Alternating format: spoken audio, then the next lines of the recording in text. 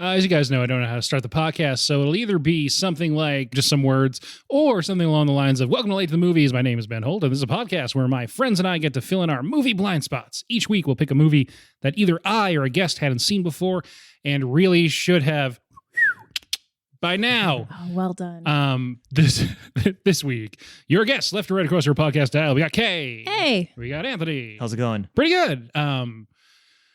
Yeah. It's fantastic Mr. Fox time. This will be our second Wes Anderson movie, the first stop-motion movie that we've done ever. Mm-hmm. I didn't realize until the ending credits that it's co-written by Noah Baumbach, so it's our first Baumbach movie, technically, too. And I'm excited to talk about it. But before we get into it, both of you haven't been on for a little while. So what have you watched recently? Well, I haven't been here in 5 months, so I've watched a lot. It's been a bit. But thanks for having me back. Yeah. No problem. What was the last episode you were on? I think end of May. Okay. Doctor Strange, maybe? Or? Oh, yeah, it was Doctor It Strange. was Doctor Okay. Strange. Yeah, right. because it was us again. Yeah. Yeah. Mm-hmm. But, I mean, all summer long, the best movie I've seen in the last 10 years, Top Gun 2. I'm God. sure you guys talked extensively about this. in the past. Such a good movie. Yeah. I really liked that. We went to see that in IMAX, and then I went to see it again, and not in IMAX, but just to be like, I'm going to want to watch this in theaters just to have that like big screen experience. That's what movies are about. Oh my God. I just watched a great film, Triangle of Sadness. I haven't seen it yet. Ruben Östlund's. It won the Palme d'Or this year at Cannes. It's very, very good. The first half is excellent. The second half falls off a bit. I have heard that. It just gets too weird. But Woody Harrelson is the best. Well, every triangle has three sides, I guess. Right, yeah. One of them can't. They can't all be good. Can't all be good. A whole bunch of other stuff. The new Predator that was on it. Prey, Yeah, Prey, yep. On Hulu, yeah. That was very fun. good. I liked that one a lot. I just recently watched all of 1899. Okay, that's is that one of the, what is that? It's like it's German. Okay. I forgot his name, but he wrote this show called Dark, sort of like the supernatural. Right. Yeah, I saw that came out and was like from the makers of Dark. Yeah, but I didn't watch Dark either. I didn't watch Dark, but I just got sucked in, and it was the most bizarre, weirdest show I've ever seen in my life. I highly recommend it, but it's just very weird. Okay. Yeah. It's on the list for sure. Yeah. You? I have not really been watching much, mainly just because it's the school year and I'm like constantly overwhelmed with like things that I need to do. Correcting papers. But a lot of Hallmark movies. That's been my go-to just because I can put it on in the background while I'm doing stuff, and they are firmly as of Halloween weekend in Christmas mode. So yeah, it's a lot of Halloween right into Christmas movies. Yeah, they start that early, huh? Oh yeah. Oh boy. Yep. The creep is, we've been talking about this a lot, but I do feel bad for Thanksgiving. I feel like no one cares about Thanksgiving. I know. That's the thing. I'm like, there are fall movies like that could be. They're gone. They don't do them. They just skip them. I was talking to Mom actually about like, I remember growing up, I feel like Thanksgiving episodes of sitcoms were like a thing. There was, Friends episode with the turkey on the head with the football. Yeah. But I don't really remember Halloween episodes so much. But now it feels like Halloween is such a bigger deal to people than Thanksgiving. So no, I agree. This episode, of course, coming out after Thanksgiving. So you know if you're listening how little you cared. I guess I don't know what the transition is. But. A cool experience I had about 2 months ago. At AMC, they replayed The Wrath of Khan in theaters. Yeah, Nice. Which is the best Star Trek. I'm not a Star Trek fan per se, but it's the best Star Trek film in my opinion. So that's 2, right? Yeah. Yeah. It's the even numbers, I think. Yeah. Just fantastic to see it in theaters. It felt like you're back in. I've never seen Wrath of Khan. Really? Yeah, never seen it. The new one? I know. Or no, this is the old one. Okay, I was like, not Into Darkness. I was like the Benedict Cumberbatch one, or no? No. The one where they were pretending he wasn't playing Khan. Gotcha. Yeah, but he was.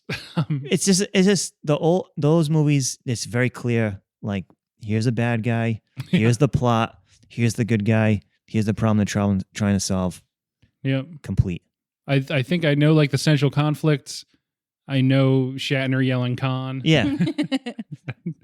and then they go search for Spock, right? Because they had to. Well, no, Spock dies at the end. Yeah. Yeah. And then I think the next one's the search for Spock, right? Then they search for him. Yeah, then they got to search for him. Because originally, the original ending was Spock dies. Yes. But when they pre-screened it, audience members didn't like it, that at all. So they rewrote it that he just gets sort of terraformed on a new planet. Then they have to go find him. Ugh. I do. Every now and then I think to myself, like, I got to watch all the Star Trek movies because, like, I've watched the J.J. Abrams ones, so I feel like, yeah, but that's just like, I know, like, I feel like, okay, I should probably watch the actual source stuff now. I really love the world, and I think we'd probably enjoy the like original movies even more. Yeah, and even the original series, because I feel like exactly. the more exploration, fun, like meeting new cultures thing, more than the J.J. Abrams, who was just auditioning for almost Star all Wars of Doctor Who, and I feel like it's probably a very similar vibe for those earlier ones of kind of like it's each episode is like going to a new place, doing this like one kind of task or adventure or quest or something. So yeah, that seems like it would appeal to me. Though I will say, what was the third one in the new series? Beyond, right? The Justin Lin movie. Yeah. That one was fun. I liked that one. Yeah, but the new ones are more all action. Yeah, they're actiony. Star Wars. They play Sabotage by Beast Boy, Beast Boys, by Beastie Boys, right? By the Beast Boys, right? Really loud, and there's big space battles, which isn't, I think, the spirit of the original text. A guy explained on the last episode, I'm trying to push a whole bunch of episodes into a short period of time for reasons, so I haven't watched anything besides the movies for these episodes, so I don't really have anything to report. There's cool Oscar movies coming out now. By the time this episode comes out, maybe I will have seen the new Knives Out. That'd be great. Oh yeah, Glass Onion comes out as we're recording next week, and reports are saying it's better than the first one. And I really liked the first one. I love the first one. So it's so good. So hopefully I've seen that by now and I liked it. But who can say? Anyway, yeah, let's get into it. Let's transition into Fantastic Mr. Fox. Before we do our 1 minute plot summary, let's each give our disclosure form of what we already knew about this movie. I'll start. I thought I'd watched this movie before. When I was watching it, I realized I actually had not. That's on me. Sorry, okay? I had seen it before. Okay. I probably watched this for the first time in college, maybe. I'm a big Wes Anderson fan. I've seen most of his movies, so it was kind of just I was going to watch it anyway. But I also had read the short story, The Fantastic Mr. Fox by Roald Dahl previously, and had kind of forgotten how different they were before I rewatched it this time. So yeah, sure. I thought this was James and the Giant Peach. No, I'm just kidding. Henry Selick, the director of James and the Giant Peach, was supposed to co-direct this with Wes Anderson, but ended up having to leave to do Coraline, which is probably the right choice. I don't know. And I think he's still like an advisor throughout the process, though. I guess either of us are eligible. Do you want to do a 1 minute plot summary? You can go ahead. It's your show. Fine. Okay. Want me to start the clock? I do. All right. Do you need a shot of apple cider? Oh, if only we should have gotten apple cider for this. That would have been the perfect drink. That would have been smart. All right, begin. All right. This movie begins in a kind of flashback type thing. You see a younger Fantastic Mr. Fox who is I guess a girlfriend at that point, played by Meryl Streep. She's a fox. She's not actually just in the... Okay, that's not important. They get caught. She makes him promise to stop stealing stuff. Flash forward 12 Fox years later. He has a family and a house that he doesn't really like, and he wants more. So basically, he has his son, who is a little bit awkward, and then a nephew comes, and the nephew's like good at everything. So the son's kind of resentful of that. Fantastic Mr. Fox starts stealing things again to feel alive. He's stealing from these three farmers, Bogus, Bunce, and Bean.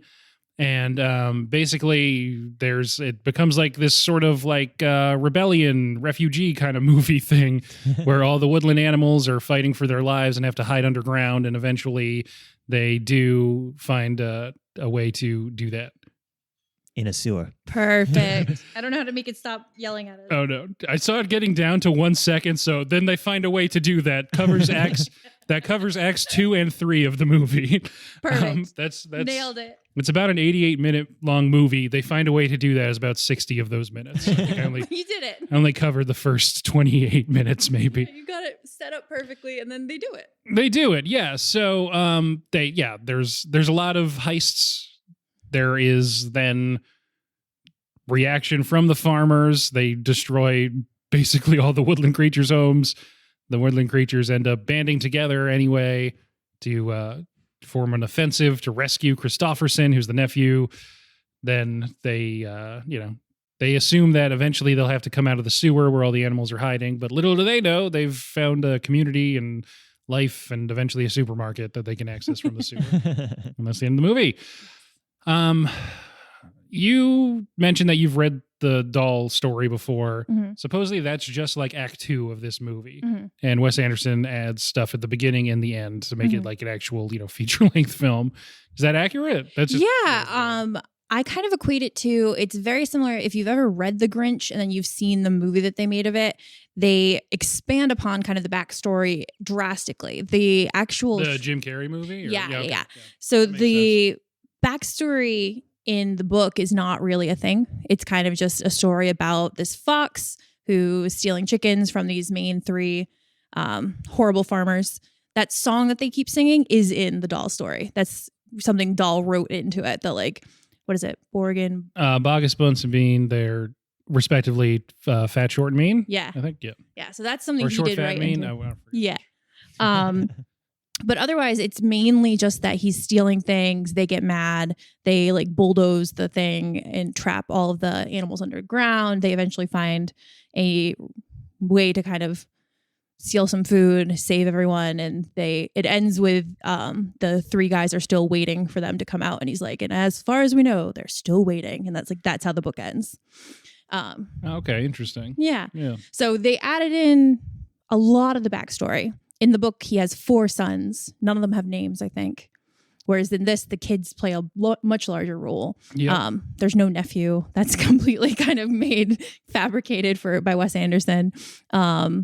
And then all of the stuff about the promise that he makes and how he wasn't going to go, completely Wes Anderson. That's not part of the book at all. He's just doing what foxes do and stealing in the book.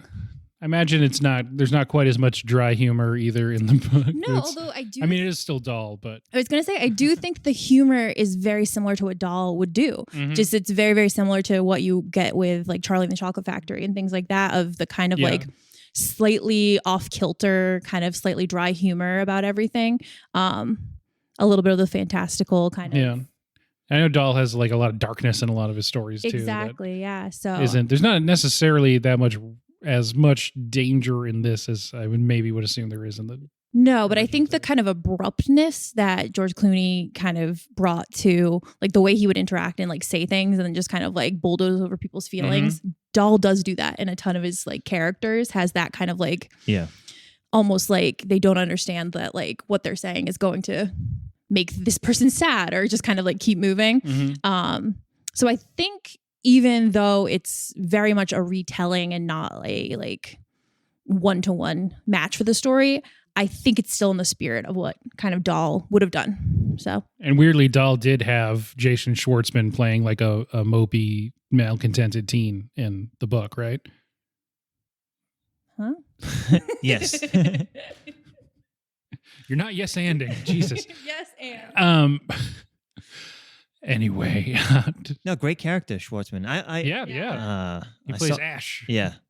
I saw him in the 4th season of crap. Oh no. Fargo. Okay. Excellent. Yeah. Oh yeah, he's in the 4th season of Fargo. But I when Ash was talking, I thought it was Michael Cera. I'm like, whose voice is this? Then I had to look it up. And I was like, oh, it's Schwartzman. Schwartzman, yeah. He's really good. Wes Anderson can't have him play an actual child anymore, so he has to. But in voice roles, he still can. Yeah. Yeah. It's always the same. Back to his Rushmore days. But. That's what I like about Wes Anderson. It's always the same center characters. And mm-hmm. They're all very good. So a lot of company players of his, but also George Clooney and Meryl Streep providing the voices of Mr. and Mrs. Fox in this one. If you'd asked me when I started this podcast over a year ago what the first George Clooney heist movie we did would be, I didn't think it'd be this one. I thought we would get to those Oceans movies first. That's true. But I'm not upset about it. Just sort of ooh, surprise. Clooney's great in this. Yeah. Yeah, I felt very similar. Like, I mean, he always has that kind of like fast talking sort of like vibe about him. Like, I mean, Oceans as well as Oh Brother Where Art Thou. He's got that kind of like Oh sure, yeah.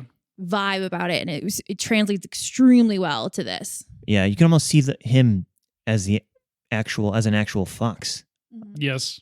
You know what I mean? Yeah. That's the way I thought about it when I was watching the film. Yeah. Well, that makes a ton of sense. This is 2009, so one of the last times he's really in this mode, I guess, in front of a camera. He does a lot of directing now, and he still appears in movies, but they're not so much the kind of like slick, gonna get stuff done with my words guy that he was in this mode and in a lot of rom-coms and stuff. And I don't know. I guess technically there is a movie currently in theaters where he's probably in something like this mode with Julia Roberts in a romantic comedy, but I don't know anyone who's seen that movie. So anyway, yeah. Meryl Streep's in this too. She doesn't have like a huge part, but she started... it's just a little bit into the movie. I was like, I feel like that's Meryl Streep. Yeah. Like, oh yeah, it is. Yeah. I think she's great. Yeah. She in the book does not have a ton that happens with that character. But I really like the kind of just the bent of like, this was a promise that he made to her. And now like the fight scene with the rat is really good with her. So like all of it's good. You rat bastard. Yeah. That is so in a continuing line of Wes Anderson casting Willem Dafoe as just a weirdo. Yeah. A real strange guy with a bunch of tics that's only in there for a little bit. And a villain. Surprised that it was Willem Dafoe when I first found out. I was like, what is happening? Yeah, because this is after Life Aquatic, I think. Yeah. And he's pretty weird in that. But before Grand Budapest, where he's also like a small part, but a weird villain who's got like some stuff. Clearly. The rat is a villain in the book. Like that is a thing where they have to fight a rat. But it's not. Is he doing like dance fighting? No. And he's not Story, like weirdly flirting with his wife, like things like that. Like no, he doesn't have like a switchblade. Doesn't have a switchblade and a weird like kind of Southern aristocratic voice kind of thing he's doing. So none of it makes a lot of sense. All the animals have American accents and all the evil which I appreciate. I'm glad they didn't try and do accents. I would rather it just be their voices. Yeah. 100%. It works better. It's the performances of most of the voice acting is very unadorned. So it would detract from that if they were doing voices. And a lot of the voice cast is not super famous people or not even really like professional voice actors or actors at all. Christopherson is just Wes Anderson's brother. I think his partner plays Agnes, and it's like her only credited movie role, I think. There's a lot of people like that, or people who are animators or producers or something. Bill Murray is, but also Bill Murray's there. Yeah. Also, the rabbit who is a chef is Mario Batali. Yeah, before he was canceled. Yeah. I was like looking at that today. I was like, oh no. Oh yeah, he doesn't have a lot of lines. No, but it was like one of those things that I was like, what? Lupus. You wouldn't even know if you didn't look it up, right? Yes. Yeah, that's right. Would you? That's pretty good. I think the super. I already forgot his name. Yeah, Kylie. The opossum. Yeah, he's just like an animator or a producer or something because he was in like he is great. Yeah, I love his whole vibe. Yeah. Just like his eyes sometimes go, but he can do this. Yeah, let you know he's listening. Yeah. Well, I thought that's very clever and very funny because he's like a real possum. Yeah, right. They just sort of freeze. Yeah, he's just petrified sometimes. I thought that was very funny how they did that. Yeah.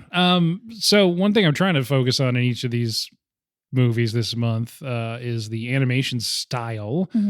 I wanted to get a stop motion one in here, and this felt like as good a candidate as any else because I really like Wes Anderson, and as it turns out, I hadn't watched this before, so I was excited to cross it off the list. This movie looks incredible. Wes Anderson, we did Moonrise Kingdom over the summer, so we don't have to get into his whole thing, but often accused, not always positively, of sort of just being obsessed with creating little dioramas instead of actually like staging scenes normally. And this taken to its, I guess, logical conclusion of just making a stop motion movie. I think it looks incredible. It's a great match of his sort of, I don't know. I don't want to say tweeness or whimsy because I feel like those are often used derogatorily with him, but his aesthetic, the attention to detail and the sort of, I'm trying to think of like the tactileness. It's almost like everything. everything is made out of, because it's not like clay. It looks like fabric craft. Like it's more just like kind of what you're saying, like tactile. It's more lush. It's more kind of like you could picture yourself kind of like reaching out and like grabbing these things, which I think is a lot different than a lot of the other kind of stop motion we'd seen previously. Like Wallace and Gromit is a lot more kind of like clay and things like that.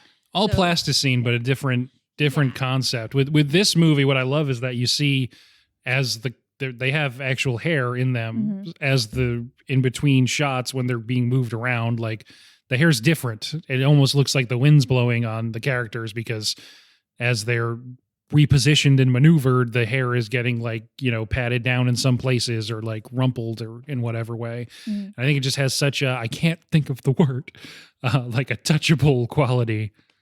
Tangible? Maybe tangible, but like tactile. Like you can, like you said, you can reach out and grab it. Yeah. It feels like. It must be a ton of work to pull off a movie like gosh. this. Yeah, which is why you don't see many of them. But Yeah. maybe people should do more. Really hard to do.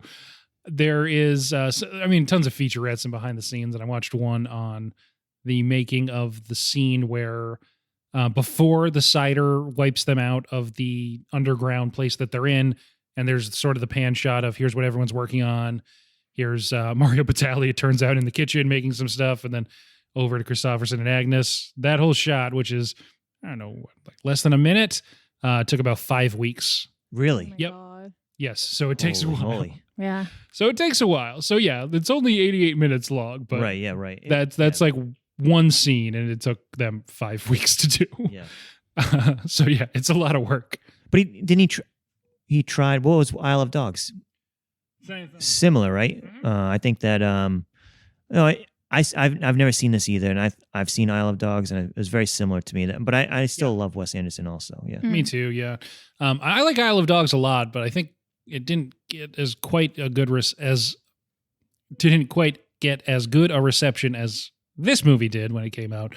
I still think it was generally favorable, and I like it a lot. This is better. Right, and that's the bottom line. I like that a lot. This is better. It's really a story of deforestation, Yeah. habitat destruction and adaptation, and then growing up in the middle of it. Up, yeah.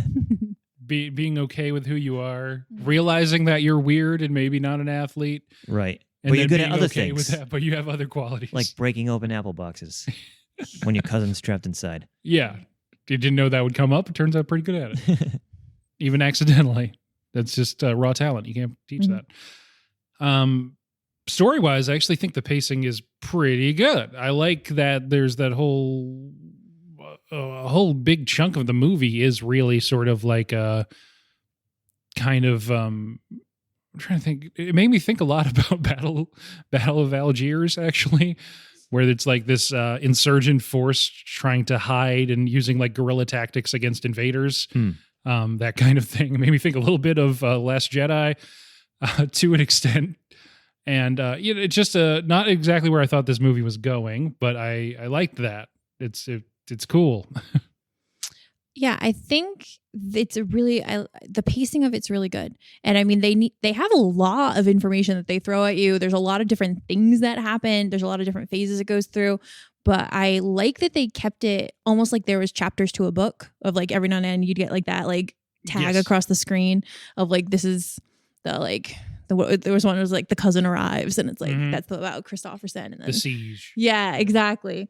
But I do think, the majority of it is the kind of interactions between them and the farmers and like what happens from that. But it doesn't feel like takes the like 60 minutes that it probably does. Right. Exactly. I think this film really hones in on all these movies today. They're all super long and a lot of them can drag on, but you can still make a great film, 88 minutes long, very quick to watch.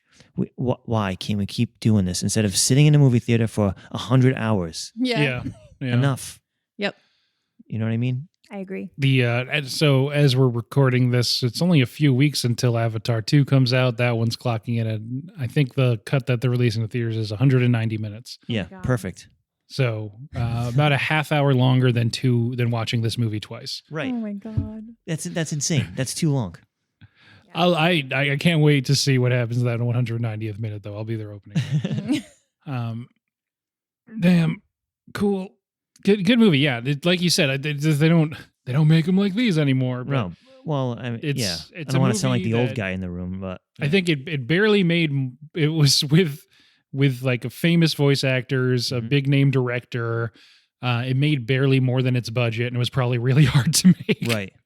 So this kind of movies don't get made because They're difficult. they're It difficult. stinks. If it's a major studio, they don't really make it unless they think it can make $1 billion. So It was beautiful. tough. So it's it looks kind so of good. just stinks that Yeah. it's not something that people. I mean, I understand it's not really feasible Yeah. for this to be the only thing that you do, but it was gorgeous, and I think it was really. Great fall movie too. Yes, I was gonna say Oh, the yeah. colors of it Great are fall so movie. perfect Lot for of fall. Great But it oranges also and feels like it's such a browns. good marriage of Wes Anderson's style with this medium. Yeah. Of he didn't compromise on like, okay, this is what I want the shot to look like. This is what I want. Like the parts where it would kind of like pull out and you'd see like so many things happening all at once. It felt like one of his movies that I'd recently rewatched, Moonrise Kingdom. So I kept Yeah. having like that and the like, oh, it's the same sort of like he's setting Right. the stage and being able to do Yeah. all this. And Moonrise Kingdom has a montage of just stationery, right? So Yep. this is the kind of thing he likes to do where he just focuses on a flat image of stuff on like someone's desk Yeah. or something. I also thought it But was he funny. could do that for the whole movie with this medium. I thought it was really funny that he put so many trains in it too. Because I'm Yes. just like, oh, dude just loves trains. Loves trains. Which I get. Yes. I love them too. So go ahead, go off. But like, yeah, I was like, Yeah. all right. He's like he loves trains as much as Quentin Tarantino loves feet in Yeah. movies. That's his I mean, that's what we always say. that's his hallmark is trains. I really liked this movie. And yeah, it was I guess unintentionally since I hadn't seen it before, but yeah, it feels very fall like. Glad we got this into November. And just just sort of an aesthetic you want to hang out in. Mhm. Well, I watched this movie this morning and I immediately wanted to roast the chicken because I was very hungry. Yeah. You know, Mhm. eat some cheese, drink some champagne. Yeah. Yeah. Why not? I also really, really like it. This happens early Top on, of and it bottom. happens a few times where it's like George Clooney's like talking. He's sitting directly, like facing camera, like talking, but like talking to Meryl Streep's character behind him. Mhm. And he's like very eloquent. He's going on, and then he's like eats, and it's like a fox, just like yeah, that. Yeah. When he devours the French toast. Yeah. right. Yeah. It's so good. Yeah, right. That's a big thing that they finally just admit, like, we're wild animals. We got to do this wild animal style. Yeah. That's how we're going to get out of this. There's a lot of really good moments in this movie, but yes, I think that final rescue mission is, it's a really good, well-designed rescue mission. Mhm. He breaks them into, these are the teams. This is what everyone's job is. Like you get the putting the team together montage from like a heist movie where he's running around using the Latin name for everybody. Yeah. And what are you good at? Demolitions. Really? Yeah. That's and the Badger, Bill Murray gets to throw bombs, I guess. Yeah. Well, it's the pine cones, right? It's from the Yeah. game, the like fiery pine cones. that Right, they yeah, hit, yeah. Right. Yeah. From Whack-Bat. Whack-Bat. Yeah. I also love that scene. It's Oh, Owen yeah, Wilson we- is the coach, right? We That did accidentally explained- skip over Whack-Bat. That's my I fault. love but Whack-Bat. That's great. So Yeah. much fun. Owen Wilson, who gives And I that. just really love that he does this like super convoluted explanation that's like this mix of baseball and cricket, but like Right. to the nth degree. And the Christopherson just goes, got it, and like goes out there. Like, Like, all right, you're perfect. going in. Perfect. and he's good at it. He's a natural. Yep. He's a natural. Yeah, and in traditional Owen Wilson fashion of the quick dialogue and Mhm. Mm-hmm. snappy. Yep. It just Sarcasm. sort of throws it off. Right. This is not the most that Owen Wilson's been in, obviously, in a Wes Anderson movie, but still very funny in it. hmm And it just a great match. All the people that he works with so much. Oh, with I also his material. think when I was looking back, Adrian Brody is the little field mouse that gets like one line. Oh, Yeah. I was like, well, all right, you got him. Sure, yeah. Throw him in there. Why not? Jarvis Cocker, the lead singer of Pulp, is just in this movie. Yeah. He does the song. He's Petey. Oh, he's Petey. But the model just also looks like him. And the cider. Which one is the cider one? Bean. That's Gambon. Yeah. From Dumbledore. Gambon. Yeah. And he also plays in a bunch of British Yes. gangster movies, right? I Mhm. forgot his name. Michael Gambon. Yeah, that's it. Yeah, Yep. He was perfect. Yeah. He's I feel bad. Well, maybe not bad, but for a lot of people who were in the Harry Potter movies, someone like him who's probably had like a 60-year career Oh, yeah, and of course. Yeah. being like this really important British actor, and it's like first line of his obituary is going to be he was Dumbledore for 5 of movies, course. or Yeah, well, 6 movies, or however many of them. you just cash the check and keep going. You know what I mean? Not the guy, not Richard Harris. Oh, flipped him. Yeah. Is this your favorite Wes Anderson movie? No. What's your favorite Wes Anderson movie? Oh man. What I said when we did Moonrise Kingdom is I don't ever consider it to be Moonrise Kingdom, but when I'm watching it, that's the one that I most want to be like hanging out in, that vibe of. Probably Grand Budapest. Yeah. Which I wouldn't say the same thing, because there's like lightly fictionalized Nazis killing people in that one, which isn't the vibe I want to hang out in. Yeah. But that's probably my favorite Wes Anderson movie. And Rushmore's still really, really good. Yeah. I feel like, and I honestly haven't watched it in a while, so maybe I need to watch it again now that I've like watched a bunch of Wes Anderson since. But traditionally my favorite's always been Darjeeling Limited. It just really, and it's the same sort of thing as Moonrise Kingdom of just like I want to be there and just kind of live in that, like on that train and in that kind of world that he's created, just because it's so beautiful. Good Schwartzman movie too. Yeah, it is. It's him, Owen Wilson, and Adrian Brody. Mm-hmm. So good. That's that was one of the ones that people did not like that much when it came out, but you've held that opinion for a while. Yeah. Got to respect your continuity. I haven't watched it since like high school or something, so I do want to revisit that too. I like Grand Budapest. I want to live in that world, quietly resisting the Nazis in any way I can. You know? You go. That's a really good answer. The Mark Wahlberg style. If I was there, yeah. I would just be making cakes with makeshift prison tools in them. You know, Yeah. Probably his funniest, also. Yeah. I think. Yeah. Grand Budapest. I also love Ralph Fiennes. Yep. That's like the best performance of however long since that's been out of that amount of time. It's, I feel like, so underrated. Did not get They should have nominated. Ridiculous. That movie didn't. Yeah, that should have won Best Picture. That year wasn't that strong. Whatever. We don't have to get into that because that's not the movie we're talking about. This movie, of course, gets shut out of all the animated categories by Up. Oh, it didn't win anything? No, because of Up. But I mean, it's not like there's that many animated categories. There's Best Animated Features. I like Up, but I like this better, I think. It's Which I feel like the first 10 Disney minutes people of might Up, fight I me, think, but clinched it. I mean, they could win something That's for a true. set design. Yeah. You'd think, yeah, art direction, Right. Yeah. It should. Technical category, it should have Wes Anderson never gets nominated. They just don't like him. Maybe they think it's too artsy. They just don't like him You over try there. too hard, kid. Go somewhere else. That's his whole thing. I know. And they don't like it. I also like, I mean, this also follows Wes Anderson format. The conflict is great. It's always some sort of heartwarming, uplifting tale in the end. And I think that's what really draws me to his characters, these characters in Mr. Fox. I just think that there's not enough movies like this. Mm-hmm. You know what I mean? And I think that's Wes's appeal. That's why I like him so much. Maybe I'm just too a hopeless romantic. Yeah. You know? Yeah.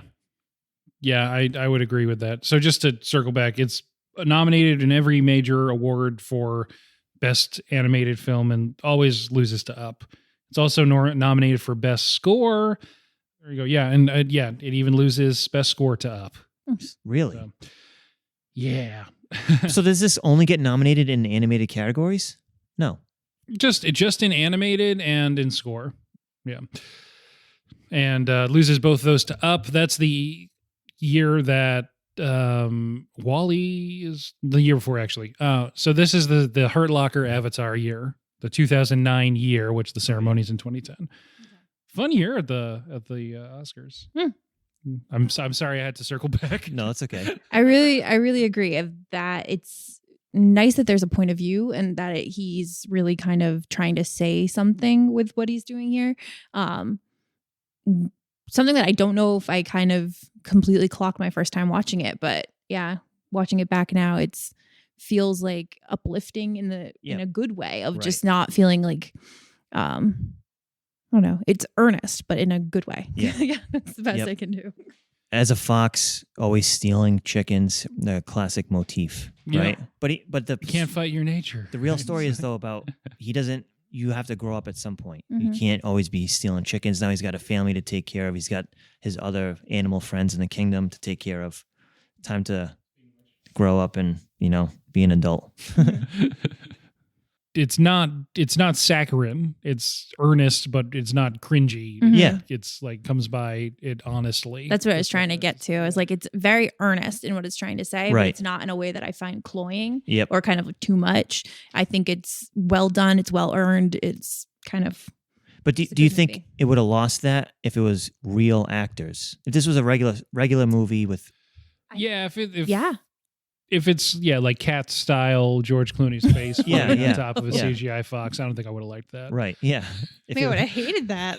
This would be a nightmare. If it was who's the late night host? What's his name? That everybody hates. Yeah. Oh if it was James Corden playing a fox. Oh my God. In a fox costume, this would have flopped miserably. Oh my God. He'd be playing the rabbit, Willem Dafoe would still be the rat.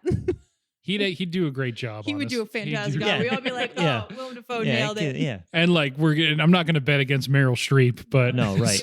She'd be phenomenal as well. Jason Schwartzman, we'd all be like, "That's creepy." He's still playing a kid in his 40s, so he's probably only like 15 years younger than George Clooney. Or whatever, but, that's really funny. Yeah, but no, I think if it was just this dialogue, but like even played just as people and just like them talking, it would not have worked. It would have been strange or kind of just a little bit off-putting, or it would have been too much. It would not have worked. Too cheesy.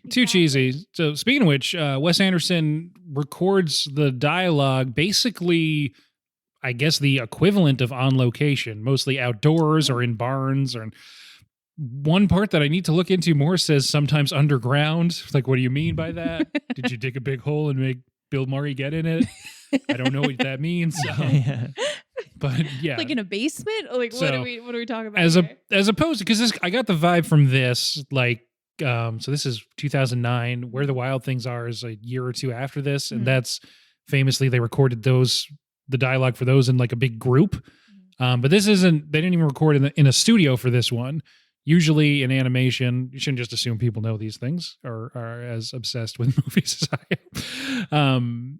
You have characters individually in studios recording things separately from each other, but this very rarely a movie will have everyone record in a big group and then they'll make a big deal out of it. That was part of like the marketing push for Where the Wild Things Are. In this movie, they didn't even go in a studio. They just put Bill Murray in a big hole, I guess, or in a barn or just outdoors. And it's not, I don't know. It sounds great. No, it sounds really, really. It's cool. Perfect. Loved the music too. Yeah, it had a good soundtrack. Yep. This is Alexander Desplat, who works with Wes Anderson a lot. We talked about him in the Moonrise Kingdom episode. A lot of the music feels similar between this and Moonrise too. Especially the kids singing the Bogus Bunsen and Beans song. That's a lot of what the children's choir sounds like in Moonrise, not surprisingly. Yeah, I think it's the London Children's Choir for this one. They do a good job. Yeah. It's great work to have that melody as sort of a motif throughout the movie. Good job. 1-1 for child labor. Yeah, big win. Well, I don't know, parents got paid, hopefully. Big question. Would you watch Whack-Bat as a sport? Once I figured it out. I bet it'd be super popular. It's probably just really cricket. It feels like something they would definitely do at a high school. Yeah. Like, we played that like Coob game. Like, I feel like this is just like one step up. Like, we would keep going. Like, it'd be the next step. Well, people play Quidditch. Yeah, they play Quidditch. My college, right? Our college played Quidditch. Yeah, They had a Quidditch team. Yeah. I don't know. Yeah, most of it just is cricket, but I don't know what those twig runners are doing. Yeah, I was trying to figure it out. I'm like, it's definitely a mashup of like cricket, maybe baseball. I don't know what else. Cricket, I mostly understand the rules for at this point in my life, but Run back and forth. yeah, you're doing ends You're hitting stuff. There's bowlers, Yep. but not that kind of bowling. No. Yeah. If you get Etc. If you get it out, it's 6 points. Yep. Touchdown. Yeah. Divide by 9. Ugh, yeah. Until the umpire yells. Could be mad, but And I do know that the umpire yelling hot box is directly from cricket, right? Yeah. That's a big part of cricket. maybe rugby. Was there a little rugby in there too? Maybe. No one really. There's not a lot of physical contact, No. but yeah, I love that. The end of that is he like slides in. They're like, "Wow, what a great job! Could someone divide that by 9, please?" Yeah. So great. Yeah, it was a lot of fun. I really, really, really liked Christoph as a character. Christopherson. Mm-hmm. Is he Chris Christopherson? No. No, it's just Christopherson, right? They should have gotten Chris Christopherson to That do would the be voice. great. Yeah, that would have made been funny. sense. Yes, Christopherson, Silver Fox. Yeah. But yeah, the cast is great. Everyone looks cool. Mm-hmm. I love that they all have like tweed jackets Yeah. and ties and stuff. And I don't know, it just looks great. To film, we should have all worn a bandit mask Yes. to film this should have. episode. The one with just like this, Socks. the tube sock end at the top of Ash's. It's so good. It also reminded me of my time working at Stop and Shop, especially at the end, because we would steal a lot of stuff, you know. And then So just I- dance in the Very aisles. relatable to Mr. Fox. Just yeah, I do feel. I mean, he's like, allegedly. these crackers are synthetic, and this is fake, and Yeah. this apple has stars on it. Yeah. Allegedly. Allegedly. I mean, it makes sense. Yeah. There's any large store like that, you price into the shrink. Yeah. Right. Exactly. That's Yeah, that's how it works. Anyone who's worked retail knows that Yeah, there's all kinds of woodland creatures sneaking in at night, having big dance parties and eating all the crackers. If only. So we already talked about the animation, but there's so many different models that they make of each character. The big ones for close ups, really small ones for wide shots because they can't actually get that far away from the thing and still create a background. And it's just the amount of work. We've said it before, but I feel like it bears repeating. This, I wouldn't want to do this myself. I feel like there's the great stop motion joke in Parks and Rec. I don't know if you ever watched it. Not. Yeah, but it's so one of the characters is like really depressed, and he's like, oh, I'm going to make a stop motion movie. I'm going to make a claymation movie.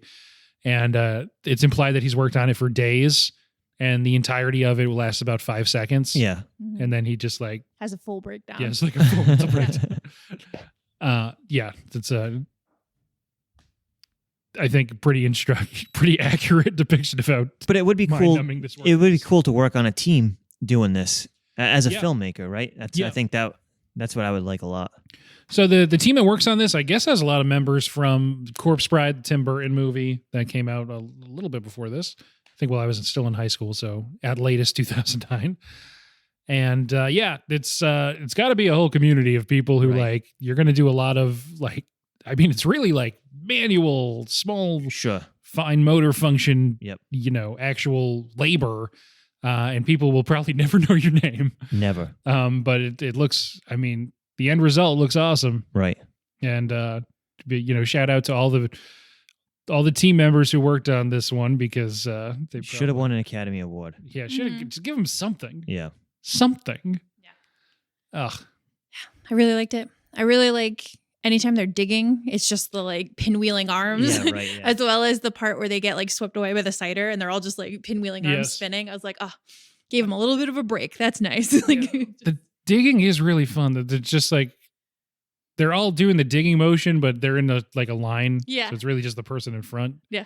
That's actually making contact with dirt, you'd figure. But you get the implication that they're really all combining their digging strength. Yeah. The digging's good. Mhm. The final run to get Christopherson is great. The motorbike chase, I love that. So fun. Being security keeps you when you first see it, it's just the rat, but by the end he has a helicopter unit. Yeah. It's great, and I really love the beagles. the beagles are good. Yeah, the one that's got chronic rabies. Yeah, right. And I also just love beagles love blueberries. Everyone knows this. It's a fact. Beagles love blueberries. Yeah, Is that true? I have no idea. I don't know. I know you're not supposed to feed dogs grapes because of like the skin on them. They can't break down. And I feel like blueberries are, I know they're not grapes. I'm aware, but similar. I feel like they're kind of similar consistency, right? We should call a vet. Oh, okay. Well, let's okay. Well, hold. Get him on the line. Yeah, is this who I wants to be could a probably millionaire? just Google it. This is a live show where people can call in. No one no one has yet. We need a vet on the line. This is episode 62 or whatever, but no one's called in yet. And at you talk about the motorcycle chase, the wolf finally shows up. That's great. Yeah. So they rescue him. They get out. There's the big shootout. Yep. Ash finally like proves himself. His dad tells him maybe he is an athlete. That's what every boy wants to hear. Right. And then, the moment with the wolf where they've been talking the whole movie, Kylie keeps bringing up wolves and Mr. Fox says, like, I have a phobia of them. I'm not afraid of them. I have a phobia. Mm-hmm. And they finally see the wolf and it's like, I don't understand why this is so emotional, but it's like a perfect end note for this movie. Yeah. Of just like, wish him luck. And Yeah. say good luck to the wolf, and the wolf runs off. I really and, like the wolf also puts a yeah, fist in like the air. And you're like, animal all right. solidarity. Yeah. And I'm like, okay, that's lovely. That's they're all part of the same union, basically. I guess it's survival. Survival, yeah. Just the kind of like nature being nature kind of needs to. Yeah. That's not the end of the movie, but like it felt like it could have been. Very emotional. They stay on that shot of the road with the train in the background, but yeah, the way the wolf looks is insane too. Love that he's not. Yeah. It's like a whole other world that is suggested just a bit because the wolf, he doesn't talk, he's not wearing pants like all the other characters are. And you're just like, oh, there's a whole other thing going on with the wolf. And there's this whole like... He's in a snow mountain background, right? Like that hasn't been implied that they're next to a snowy mountain. There's like this whole mythos that is just communicated through implication there that is really, really fascinating to me. Was not surprising. It's weirdly like an emotional gut punch of a scene. Well, because the wolf is always the aggressor. The foxes, maybe. Yeah. Finally. But you see, like, the wolf is like, I get you. I get you. Yeah. We understand each other. Yeah. And I think Fox's eyes well up a little bit. Right. Yep. It's great. And that's tough because that's a puppet. Then he's just wet after that. Had to be the last thing they did. It's the last thing they did. He's never recovering from this. It's ruined. Small amount of dampness. Yeah, and then there is the actual ending where it's more like epilogue vibes, where you get the farmers are still waiting at the manhole cover. There's the news reporter who's saying like these insane obsessed farmers. Yep. Like everyone thinks they're dumb now. Yeah. Well, that's the note the book ends on. Yeah. Just like as far as we know, they're still waiting, sort of thing. Of just like, oh, these poor delusional farmers. Yep. And then this goes a little bit beyond the book ending, where you see they've created like this community and lively real estate market in the sewers. Yep. And he finds a way to a supermarket and he gives a nice toast and then they dance in the aisles. But does the book give the same impression that the nature world is under attack? Yes. Yeah. Okay. Yeah. It's very much a kind of like nature versus man sort of kind of conflict for sure. Yeah. Yeah. Yeah. I mean, you got the humans in this movie are like not just excavating entire trees and wildlife, but also like using lots of explosives to do so. And I think it's the note they end on with like how they've kind of mutated all of the fruits into like those ones that have stars on them and things like that, which is unnecessary. And it's kind of completely warped like the nature part of it, all of it. And they're all sitting there with their juice boxes listening to him give this speech. Yeah. Yeah. It's very, it's kind of like, oh, geez. It is, it's sort of baked into the whole thing, this kind of like, it doesn't really say when this movie takes place. You imagine it kind of is set up to be old-timey, but there's electronics and radios and the book was written helicopters. In the 70s, 1970 maybe? 1969 maybe. So I just kind of assumed it was supposed to be around then. Yeah. Yeah. I get that feel. Yeah. So even though it looks like a period piece, it doesn't feel old is what and yeah. It is a nice note. They end up in the supermarket that's owned by those three dudes, and they're just going to steal all their stuff now. Yep. Artificial squab in a can. Yeah. Yeah. I do like that sort of That's where I meant to go with that. You don't know when it's happening, but it is almost like this dystopian, like, there's no actual real food anymore. Yeah, right. That's the point. Yeah. It's like kind of anti-Monsanto sort of Yeah. farming vibes, everything's got pumped full of chemicals and That's is kind of what I barely got able- from it. Yeah. Yeah. Which makes sense if the book was written around that time. Mhm. That kind of makes sense. Yeah. That movement's coming around at that point. Any final thoughts on this before we get to ratings? I I'd think we did all my notes. Yeah, no, I'd forgotten how much I like this movie and how much of it just kind of is a feeling of kind of just like, oh, right, this is just fun, just enjoyable, really kind of uplifting ultimately. So it's just a good movie. I like it a lot. Yeah, I'm glad that I got to watch this because of this show. So Yeah. great. Thanks. Yeah. Because I That's what the I show's really for. like Wes Anderson. I've Mhm. always thought about Fantastic Mr. Fox, but just never had the chance to watch it. Yeah, and I'm glad I finally actually did watch this. I really had thought I had, but maybe I was just confusing something else for it. It doesn't really feel or look like anything else, so don't know Right. what it was, but I liked And, it a lot. and it was free. It's free on YouTube. Yeah, Free with ads. didn't know that. Yeah, I got it on So Prime. you guys paid $5 for it. No, it's just on Disney Plus. yeah, You yeah, it's watched- on Disney Plus. You watched it on Prime? Yeah, Oh, we all also watched it was on- free. I'll watch it on a different service. Yeah. Fun. We did. We all gave a piece of our money to the man. Yeah, hey, we already paid for Disney Plus. It wasn't an additional cost. That's true. Let's get into our ratings. Every week, I'll take our ratings that we give on this show and put them on our letterbox. That is letterbox.com. Search for Late to the Movies. That's the number 2. And you'll find it. I have confidence in you. Their search features are a little weird, but you'll get there. On a scale of 0.5 to 5, on any scale of your choosing besides stars, what would you give Fantastic Mr. Fox? I really like this movie, but I think I'm going to go with a 4.5, maybe 4.75 if it's possible. It's not. All right, 4.5. So I'm going to do 4.5 Flaming Pine Cones out of 5. Oh, nice. I like that one. Yeah. I'm going to give it 4.5 freshwater minnows out of 5. Oh, It's nice. a really good one. I've got 4.5 foxtail neckties Nice. out of 5. yeah. Yeah. So we all really liked this movie. Yeah. The necktie reminded me of like a lucky rabbit's foot. Yeah. You know?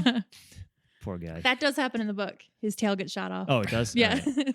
Just so insulting. It And is. I like that he has the very gross tail that he has like a magnet on the back of it. Does he or dry whatever. clean it too in the book? No. Okay. They don't talk about that. They don't go into the minutiae of his tail. Oh, man. Cool movie. All right. Well, thank you so much for being on, Kay and Anthony. Thank Thanks.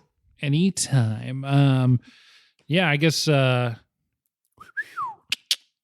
that's the only ending bit I can think of. That's a good way to end it. Cool. You can find us on Stitcher, Spotify, iTunes, Apple Podcasts, Google Podcasts, Podbeans, other places too. Anywhere you get your pads. On TeePublic, search for Late to the Movies. You can find our storefront there. We got a couple designs you can put on t-shirts, mugs, throw pillows. One of them has Greg's face on it.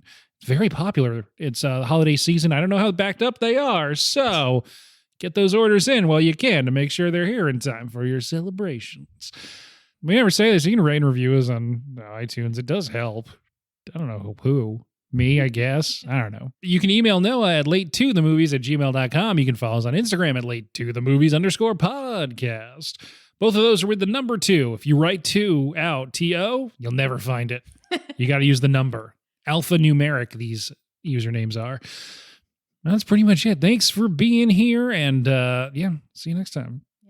Happy Thanksgiving. Happy Thanksgiving. Happy Thanksgiving. This will come out the week after Thanksgiving. All right. Happy Cyber Monday. Yeah, there you go. Happy Cyber Monday. Next month is Lord of the Rings. Peter Jackson's. Specifically. Don't watch any other, except no substitutes. Some Tolkien. Yeah, usually don't do a great job of announcing what's next. So yeah, next month, Lord of the Rings. See you there.